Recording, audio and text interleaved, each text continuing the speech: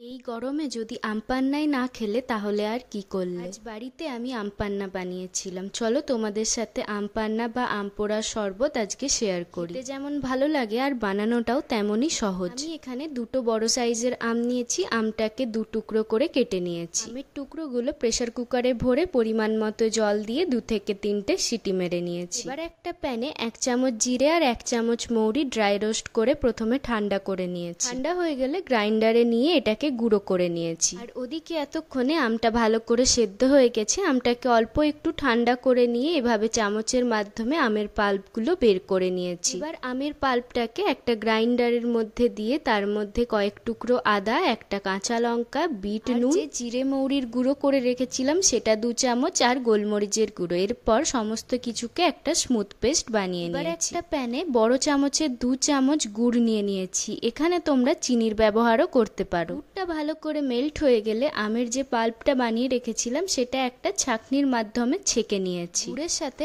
আমের পাল্পটাকে খুব ভালো করে ফুটিয়ে নিয়েছি 5 থেকে 6 মিনিট। যতক্ষণ না এটা ঠিক হয়ে যাচ্ছে ততক্ষণ এটাকে ফোটাতে হবে। সাহায্যে এভাবে একটু চেক করে নিও। এরকম আঠালো হয়ে গেলেই এটা তৈরি হয়ে গেছে। এটাকে ঠান্ডা করে এয়ারটাইট কাঁচের কন্টেনারে 2 থেকে 3 মাসের জন্য স্টোরও করতে পারো। গ্লাসের মধ্যে কয়েক টুকরো বরফ, আমের পেস্ট, পুদিনা পাতা, পরিমাণ মতো বিট নুন আর একদম চিল্ড ঠান্ডা জল দিয়ে সমস্ত কিছু ভালো করে মিশিয়ে নিলেই আম পান্না একদম রেডি। গরমে অবশ্যই বাড়িতে একবার আম পান্না বানিও। আর ভিডিওটা ভালো লাগলে লাইক, কমেন্ট আর শেয়ার করে দিও। সবাই ভালো থেকো। পরের দিন দেখা হচ্ছে অন্য কোনো ভিডিওর সাথে।